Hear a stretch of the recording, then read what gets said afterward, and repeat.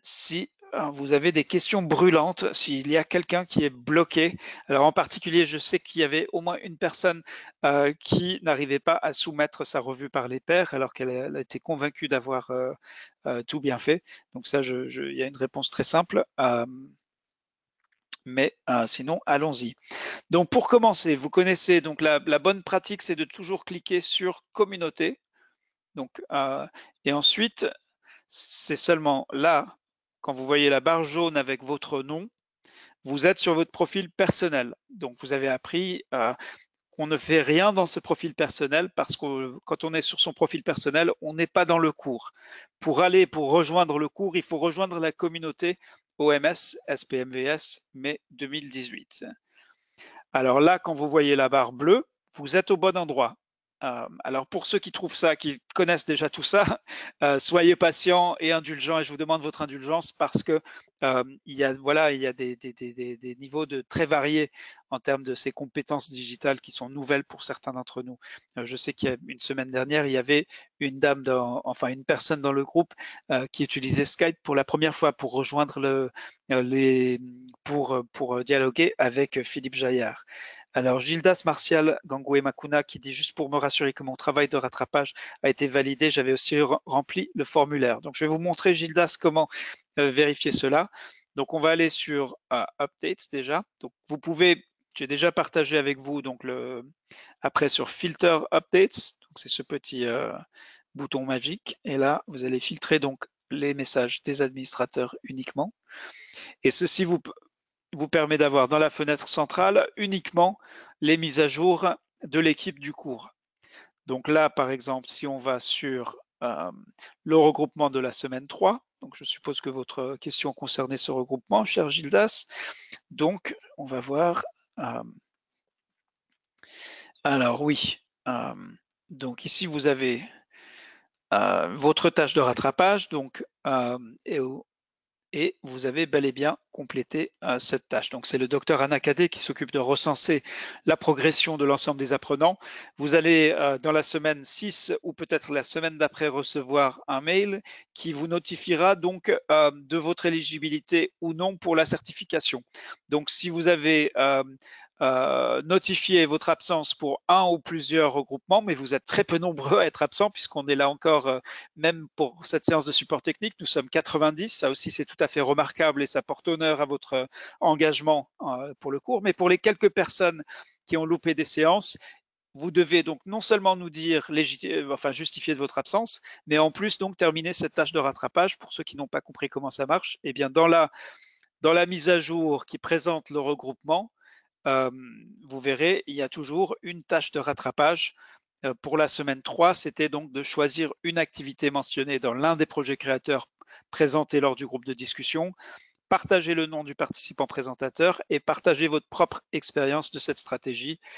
Et ici, vous avez donc l'enregistrement de l'heure du regroupement, pardon. Et c'est ici dans la fenêtre des commentaires que vous devez effectuer cette tâche de rattrapage. Ceci permet à tous et toutes de participer à la vie de la communauté, de nourrir le dialogue, même si pendant un de ces regroupements, vous avez un motif légitime pour votre absence. Donc ça, c'est donc pour le regroupement et pour répondre à Gildas. Maintenant, pour revenir à l'activité qui nous préoccupe cette semaine et la semaine prochaine, il s'agit donc de la revue par les pairs. Donc, je vais vous montrer comment procéder. Tout d'abord, vous allez recevoir 3 notifications. Et moi, je n'en ai pas puisque je n'ai pas soumis mon projet en tant que tuteur. Donc, ce que je vais faire, je vais aller, je vais retourner sur Scholar, mais cette fois-ci avec mon compte administrateur. Et vous allez voir un petit peu les coulisses donc de ce qui s'appelle l'éditeur. Voilà. Et là, vous allez voir donc la liste que nous voyons en tant qu'équipe du cours, donc sur les... Et on va se rendre sur... Donc, on va examiner un travail. Donc, vous ne verrez pas le nom de l'auteur. Donc, si vous l'avez vu, faites comme si vous ne l'aviez pas vu. Et ici, donc, vous allez recevoir 3 notifications. Et dans ces 3 notifications, chacune va vous renvoyer vers un projet créateur différent. Ce qui veut dire que dans Works, alors dans Projet, vous allez avoir maintenant au moins 4 projets, plus si vous avez participé à d'autres cours scolaires. Mais vous allez devoir donc naviguer entre les projets, entre les travaux. Vous aurez le vôtre, dont vous connaissez le titre, et vous aurez 3 autres projets qui sont ceux que vous devez relire et évaluer. Donc ici, disons que je décide, je reçois donc par les notifications. Et puis en fait, la meilleure façon de vous montrer, donc, c'est de regarder les mises à jour. Hein. Je vais redonner le lien parce que tout le monde ne semble pas avoir. Cela vous prendra à peu près 10 minutes. Alors, copier l'adresse du lien. Voilà.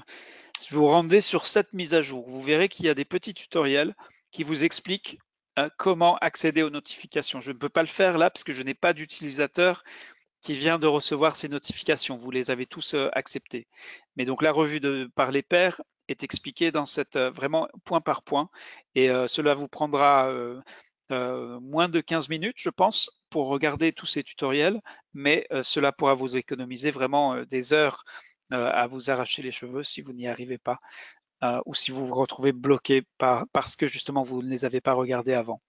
Donc, je vais me concentrer sur le travail proprement dit de la relecture, et je vous invite à consulter les tutos pour voir le détail et un peu comment procéder avec les notifications. Donc ici, dans la colonne de gauche, vous avez le projet proprement dit. Et là, d'ailleurs, je vois qu'il s'agit d'un projet où il ne semble pas y avoir de planification d'activité. Donc, c'est quelqu'un qui a choisi, peut-être pour des raisons compréhensibles, de soumettre un projet incomplet. Alors évidemment, vous donnerez des cotes qui correspondent pour les critères qui n'ont pas été complétés, et vous l'encouragerez, cet auteur, à compléter cette partie manquante de son projet dans la semaine 6, puisqu'il ou elle aura une semaine complète pour le faire. Donc la première partie de la revue par les pairs, c'est de lire le projet. Vous pouvez utiliser la petite imprimante et télécharger un PDF. Voilà. Et cela peut faciliter la relecture. Certains d'entre vous, en fonction de votre génération essentiellement, peuvent encore préférer d'imprimer le projet pour le lire, pour vous en imprégner, pour bien comprendre la démarche, peut-être prendre des notes, pour réfléchir en ayant en tête, comme l'a très bien dit Alain Blestatsinku, la rubrique, la grille critériée. Et vous l'avez à votre disposition donc au format PDF, donc facile là aussi à imprimer, mais vous l'avez à disposition dans retour d'information sous avis rubrique. Et là, vous avez les critères d'examen ou les critères d'évaluation. Et ces critères sont à votre disposition dans la colonne de droite pour vous permettre vraiment d'aller de l'un à l'autre. Donc de lire un paragraphe, de lire un chapitre du projet et d'aller vous imprégner, vous rappeler un peu quels sont les critères, quelles sont les questions auxquelles l'auteur était censé répondre. Et comme ça, vous pouvez commencer à constituer un avis un peu plus approfondi qui correspond, que vous pouvez ensuite essayer de faire correspondre, trouver la correspondance avec une cote entre 0 et 4. Alors, il y a peut-être parfois des ambiguïtés, mais souvenez-vous, de toute façon, ce qui va compter, c'est l'explication que vous donnez. Mais donc, tout en relisant sur la gauche, alors je vois une question de Annick sur comment l'impression a été faite. Donc là, je ne partage que mon écran, je ne peux pas vous montrer, mais vous trouverez donc dans le dossier des téléchargements comme ça, oui. Donc un investissement. Voilà, vous verrez, il y a un fichier PDF.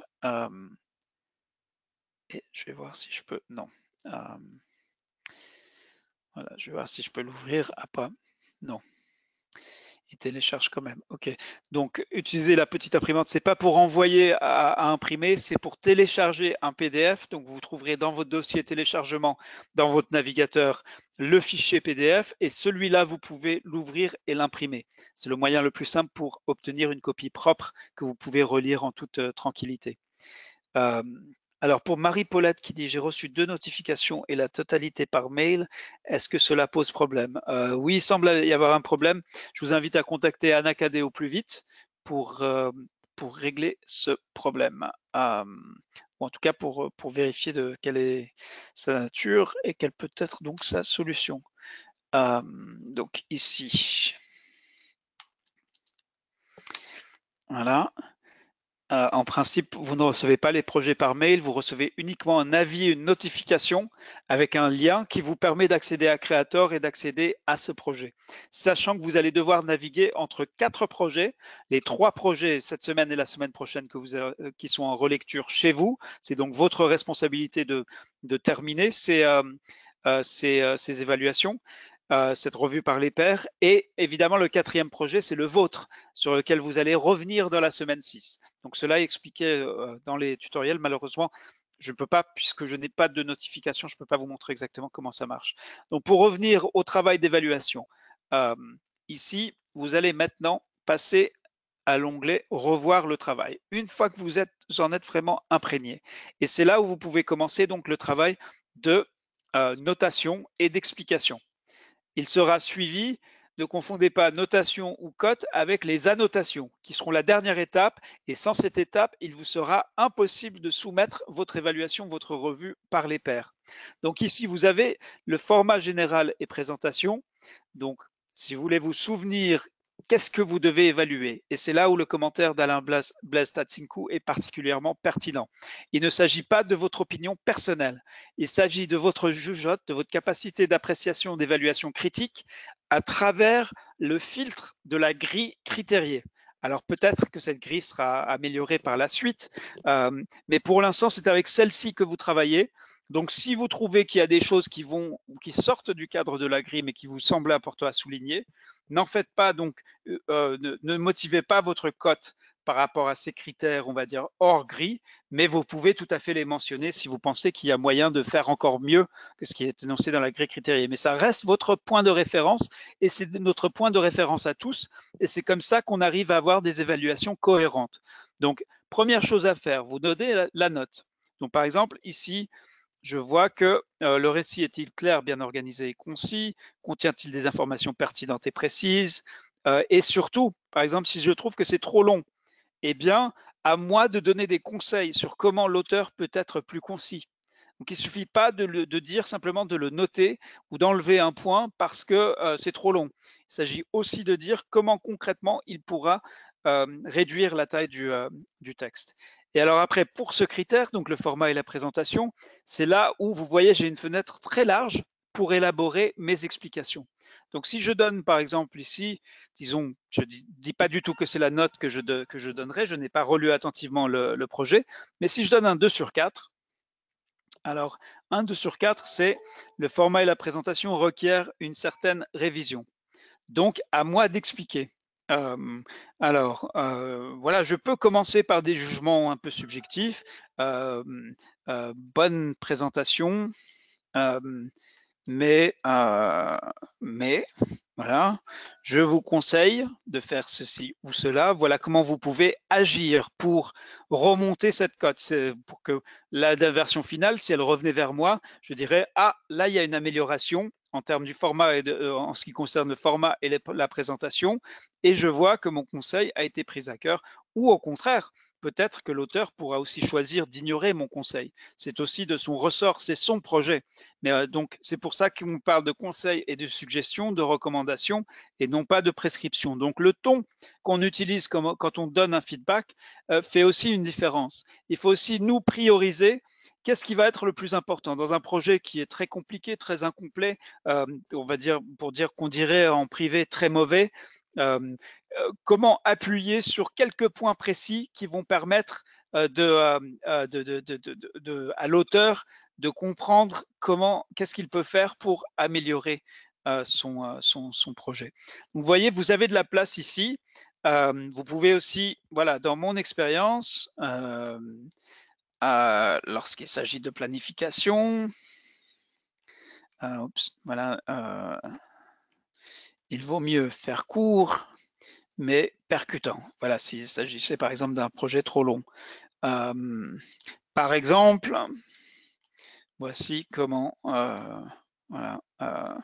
Maintenant, ça serait pour le format et la présentation. Et vous allez devoir faire cela pour chacun des critères. Donc la justification, pareil. Et un des problèmes les plus fréquents, mais qui vraiment nuit gravement à vos collègues si vous ne faites pas attention à cela. C'est-à-dire que si vous ne faites pas attention et vous laissez un 0, à partir du moment où vous avez touché le petit curseur, Scholar comprend que vous avez attribué un 0. Donc on a des personnes qui font ça, qui laissent le curseur sur 0, qui vont dire 3. Justification convaincante, mais à améliorer. Donc là, en fait, vous avez donné un 0. Il n'importe peu que vous ayez précisé qu'en fait, vous souhaitiez attribuer un 3. Donc, il y a des personnes dont les projets sont excellents, mais dans tous les tableaux qu'on voit, nous, équipe du cours, on verra les 0. Donc, faites très attention à cela. Cela est nuisible pour vos collègues. Donc, c'est pour ça qu'on vous donne, enfin, c'est une des raisons pour laquelle on vous demande de mûrement réfléchir à ce travail de notation et à la justification. Donc, si c'est un 3, je mets un 3 ici. Et alors, on a vu, il n'y a pas de planification des activités. Donc là, je mets effectivement un 0. Et alors, ce chapitre, il manque ce chapitre. Je vous encourage à le compléter pendant la semaine 6 du cours, par exemple. Voici quelques, et alors, pour l'aider, voici quelques activités qui semblent correspondre à vos stratégies et au contexte que vous décrivez.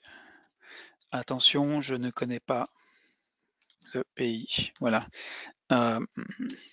Voilà, donc même lorsqu'une personne a un chapitre manquant, vous pouvez l'aider de cette façon-là, en apportant vos explications et en partageant votre expérience. Alors, une fois que vous avez attribué des notes, donc là, pas des cotes, voilà, je vais mettre au hasard, voilà, donc là, j'ai mis des chiffres pour tout, et je vais aller en bas, donc je vois soumettre, et je vois accéder à l'onglet état du projet. Donc vous ne pourrez pas soumettre pour deux raisons ici, jusqu'ici. Pourtant, après m'avoir vu en faire la démonstration, vous dites peut-être bah, tout y est. Donc sous projet statut, donc là je vais structure version. Sous l'état du projet, donc sous feedback, retour d'information. Alors il se peut que ce que moi je vois soit différent parce que je suis administrateur. Donc je vais en principe, voilà. Donc là vous voyez j'ai tenté de soumettre et j'ai un retour de Scholar qui me dit s'il vous plaît expliquez plus. Et effectivement ici vous voyez que j'ai laissé une case vide. Donc si je mets bon travail, j'aurai toujours le même message. Il est nécessaire et indispensable que les explications que vous ajoutez pour chaque critère soient substantielles et non pas substantives. Et donc qu'elles aient du contenu, qu'elles soient plus que quelques mots, sinon cela ne passera pas. Donc si vous avez mis bon travail ou peut mieux faire, vous n'arriverez pas à soumettre votre travail. Mais il y a encore une dernière étape et elle est capitale. Et elle concerne, cette fois-ci, je vais revenir sur la vue d'ensemble parce que ici, je vais donc ajouter des annotations. Je vois qu'il y en a déjà. Donc un autre évaluateur a déjà créé les annotations. Je vois tout cela uniquement parce que je suis administrateur du cours. Mais donc une annotation, c'est comme quand on fait un commentaire sur un bout de texte dans Word. Donc par exemple, si j'interrogeais ici, alors ici je voulais souligner qu'il n'y a pas de planification d'activité. Donc avec ma souris, je sélectionne ces mots-là et je crée une annotation. Là, cette annotation se rapporte directement à une partie précise du texte. Et donc ici, je peux faire un commentaire. Donc ça, c'est un commentaire libre ou je peux suggérer un changement. Et lorsque je suggère un changement, voilà, par exemple, si vous trouvez que quelque chose est excellent, mais alors vous demandez à l'auteur de préciser pourquoi. Vous pouvez utiliser l'outil annotation pour cibler qu'est-ce qui est excellent dans ce projet où vous avez dit waouh, c'est un super projet, mais où il vous manque une explication, par exemple. Ou vous pouvez demander ajouter une description par rapport à un bout de texte. Ajouter une explication. Vous avez le choix ici ou réorganiser le paragraphe. Mais alors, dans votre commentaire, dites comment réorganiser le paragraphe. Quels conseils pouvez-vous donner ou quelles instructions si vous êtes sûr et voilà qu'il faut faire comme ça. Après, ce sera à l'auteur de décider ce qu'il en fait. Réorganiser la structure, repenser les idées, vérifier la ponctuation, la grammaire, l'orthographe, supprimer les idées répétées, supprimer des mots et des phrases inutiles. Avec les annotations, vous pouvez rentrer vraiment sur un bout de texte. Une annotation est toujours liée à un bout de texte précis. Donc par les cadres de la zone santé, ici, je peux dire suggérer un changement, type de changement, voilà, ajouter une description. Donc, combien sont les cadres dans cette zone de santé, par exemple? Et je peux ajouter ce commentaire. Et en cliquant sur ajouter, on va le faire parce que je ne vais pas soumettre. Donc voilà. Vous pouvez donc, vous voyez de nouveau un message.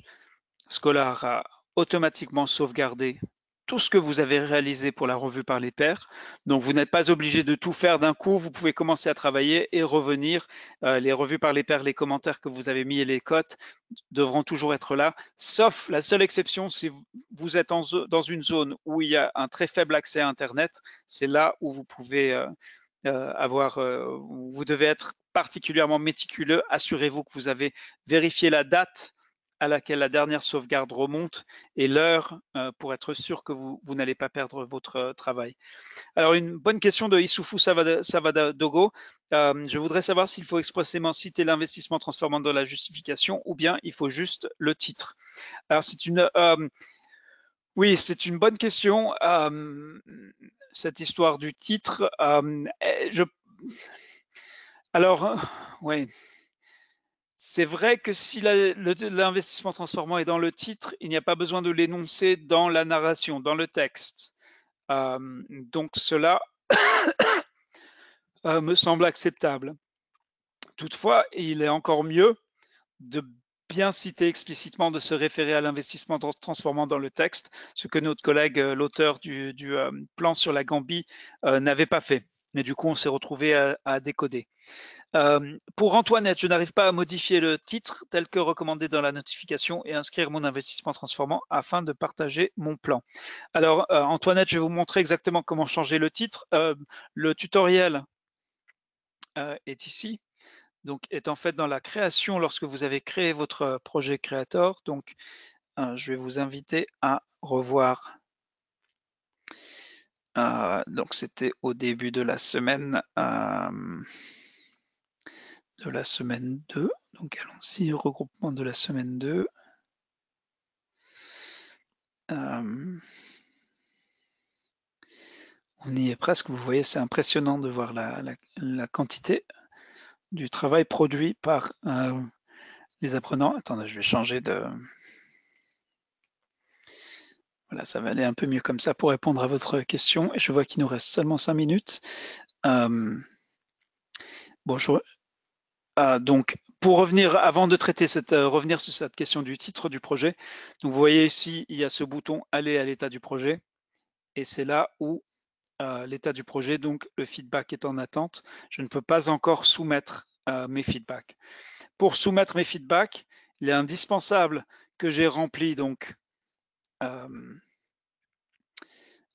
l'ensemble de ces critères avec les explications. Vous voyez ici le message, s'il vous plaît, expliquez plus. Donc, tant que je n'aurai pas rempli chacune des cases, donné chacune des notes et ajouté au moins une annotation, mais évidemment, les annotations, elles sont très utiles pour bien préciser où des améliorations peuvent être portées. Donc, à la limite, donner les cotes et les expliquer. Vous pouvez donner certains conseils dans ces explications, mais pour être encore plus précis sur ce que vous voulez cibler, utilisez les annotations et n'en faites pas qu'une seule juste pour pouvoir soumettre votre projet. Alors maintenant, sur le titre, j'avais déjà montré ça donc dans le support technique, mais je veux bien évidemment le refaire pour aider notre collègue Antoinette. Alors, cela se trouve sous « À propos de ce travail », sous « Info travail ». Donc ici, c'est vrai qu'il y a beaucoup d'onglets et on peut s'y perdre. Ici, il y a projet, info, structure, version, créateur, publié.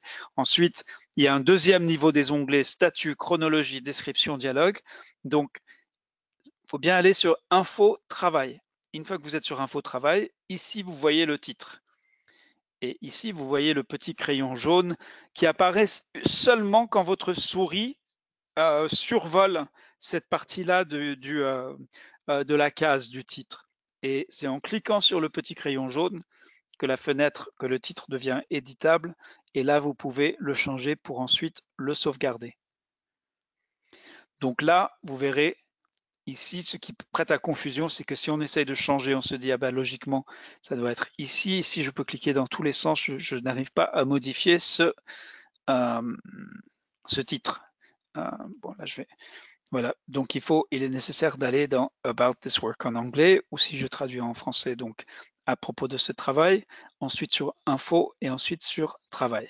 Sachez, une fois que votre titre est fixé, vous n'avez plus à y toucher, donc c'est quelque chose qu'on ne fait en général qu'une seule fois, sauf si, alors, sauf s'il y a des corrections. Nous, on a relevé des petites fautes de français, des choses comme ça dans les titres qu'on vous appelle à corriger, parce qu'après, lorsqu'on montrera donc dans la communauté, on partagera l'ensemble des plans d'activité.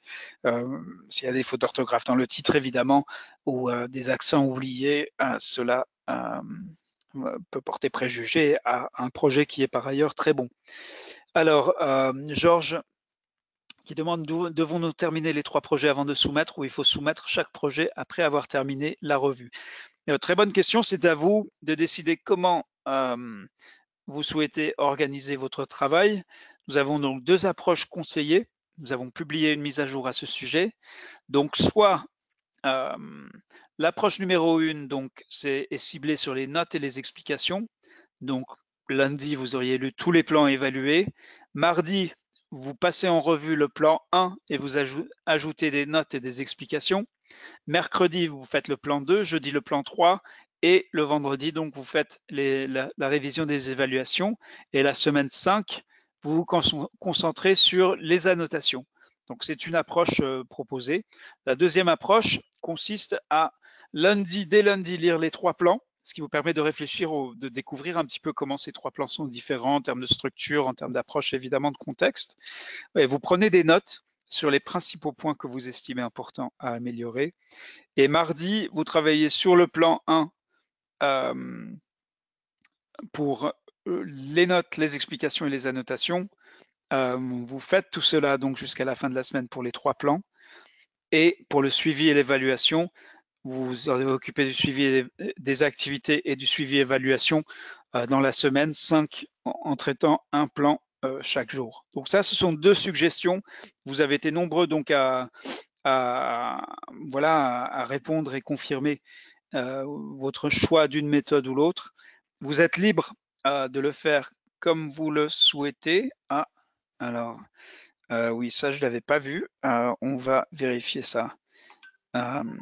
Parce qu'effectivement, avec un des projets reçus par Bobo-Sam Sissoko, il y a un problème.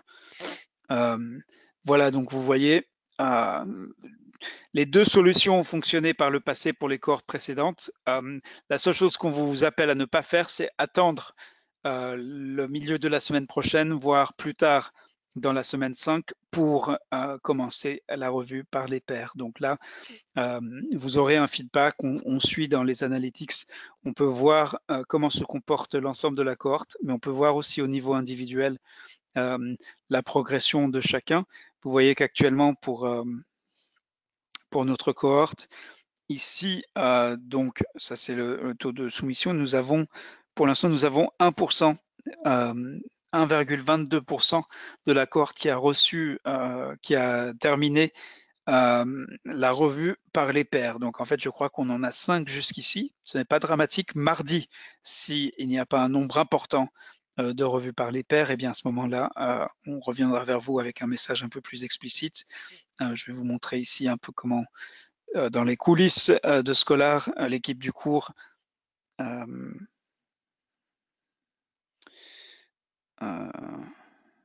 ok, alors pour le message d'Antoinette que je viens de voir, donc ici vous voyez la progression de chaque apprenant avec énormément de données qui nous permettent de comprendre où vous en êtes avec votre projet, y compris le nombre de revues par les pairs réalisées et leur qualité.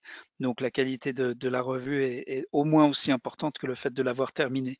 Alors pour Antoinette Honda Mfege qui dit cette page ne marche pas, Scholar et ne peut pas supporter cette requête. Alors là, je vais vous inviter à Antoinette à contacter Anna après cette séance. Contacter Anna après cette séance, et pour redonner son numéro, je devrais le connaître par cœur et peut-être certains d'entre vous le connaissent. Voilà. Donc voilà pour le support technique pour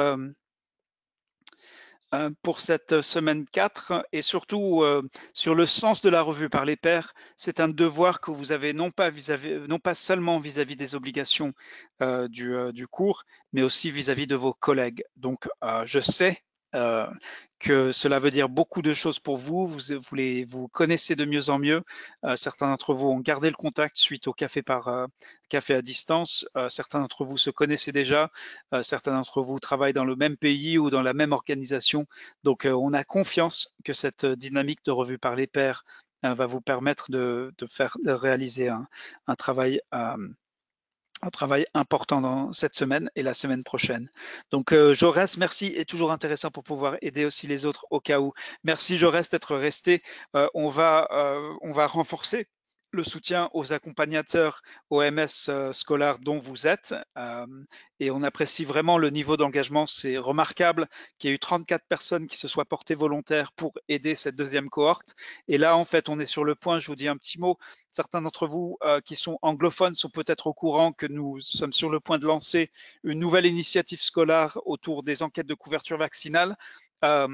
Et là, on va avoir un besoin de mobiliser en urgence les accompagnateurs parce que nous allons lancer ce cours avec près de 400 apprenants qui vont commencer le cours ensemble.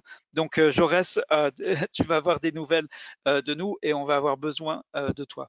Voilà, nous avons dépassé le temps de 4 minutes. Je m'en excuse et je vous souhaite un bel après-midi puisque nous sommes à peu près tous dans les mêmes fuseaux horaires. Et j'ai hâte donc de vous retrouver pour le regroupement de mardi prochain avec là énormément de revues par les pairs déjà déposées et j'espère un riche débat qui pourra s'en suivre autour de votre expérience de la revue par les pairs.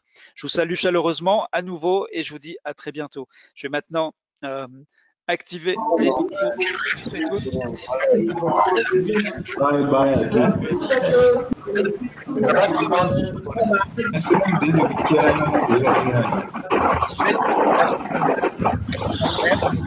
Allez, au revoir.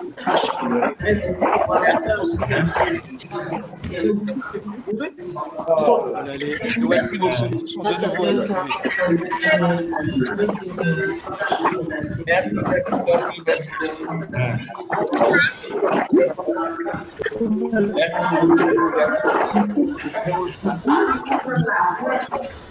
Merci.